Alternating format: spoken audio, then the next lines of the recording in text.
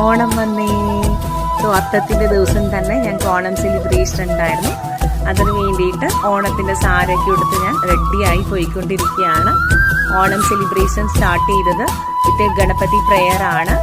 ഗണപതി ആണല്ലോ ഞങ്ങളെപ്പോഴും വിഘ്ന നിവാരണത്തിനായിട്ട് ഞങ്ങൾ പ്രാർത്ഥിക്കുന്നത്. അപ്പോൾ സോ ഗണപതി പ്രെയർ വെച്ചിട്ട് തന്നെയായിരിക്കും എല്ലായിടത്തും ഓരോ സെലിബ്രേഷൻസും നടത്തുക. ഞങ്ങൾ ഗണപതി പ്രെയറോടുകൂടെ ഇത് സ്റ്റാർട്ട് ചെയ്തു, സെലിബ്രേഷൻസ് സ്റ്റാർട്ട് ചെയ്തു. ഇവിടെ എല്ലാ സ്ത്രീകളായിരുന്നു, എല്ലാ ലേഡീസാണ്. അപ്പോൾ അവർക്കും ശരിക്കും ആക്ച്വലി ഒരു റിലീഫിംഗ് ആണിത്. സുന്ദരിക്ക് പൊട്ടുകുത്തലുണ്ടായിരുന്നു, ലെമൺ സ്പൂൺ ഉണ്ടായിരുന്നു, ഞങ്ങളുടെ കസേരക്കളി ഒന്നും എപ്പോഴും മറക്കാൻ പറ്റാത്തൊരു വൈബല്ലേ. ഓണപ്പൂക്കളമായിട്ട് എല്ലാവരും കൂടെ ചേർന്നിട്ട് ഓണപ്പൂക്കളൊക്കെ ഇട്ട് ഒരുക്കിയിട്ടുണ്ടായിരുന്നു. പിന്നെ അതിൻ്റെ കൂടെ നിന്നൊരു ഫോട്ടോ എടുക്കുക എന്നുള്ളത് മസ്റ്റ് അല്ലേ.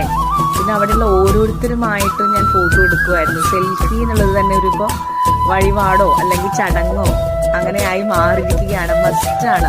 ഏത് ഫംഗ്ഷന് ഞങ്ങൾ പോയി കഴിഞ്ഞാലും എല്ലാവരുമായിട്ടും സെൽഫി എടുക്കുക എന്നുള്ളത് ഒരു പ്രത്യേക ഒരു അനുഭൂതിയാണ്.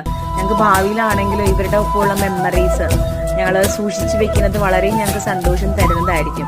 ഫേസ്ബുക്കിലാവട്ടെ, ഇൻസ്റ്റാഗ്രാമിലാവട്ടെ, എവിടെയാണെങ്കിലും ഞങ്ങൾ ഈ ഫോട്ടോസ് അപ്ലോഡ് ചെയ്യുന്നതൊക്കെ അടുത്ത വർഷം മെമ്മറീസ് ആയിട്ട് ഇത് കാണിക്കുമ്പോൾ ഞങ്ങൾക്ക് പഴയ ഇവരുടെ കൂടെയുള്ള ആ മൊമെൻറ്റ്സൊക്കെ ഞങ്ങൾക്ക് ആക്ച്വലി ഓർമ്മ വരുന്നതാണ്. അയ്യോ, ഞങ്ങൾ ഇത്ര സന്തോഷകരമായിട്ടാണ് ഇതൊക്കെ ആഘോഷിച്ചുകൊണ്ടിരുന്നതുള്ള ഒരു ഓർമ്മയിരുത്തൽ കൂടെ ഈ സെൽഫികൾക്കൊക്കെ സാധിക്കും. അതുകൊണ്ട് ഈ വീഡിയോ കാണുന്ന ഓരോരുത്തരും സെൽഫി എടുക്കാൻ മറക്കരുത്, ഏതൊരു ഫംഗ്ഷന് പോവുകയാണെങ്കിലും.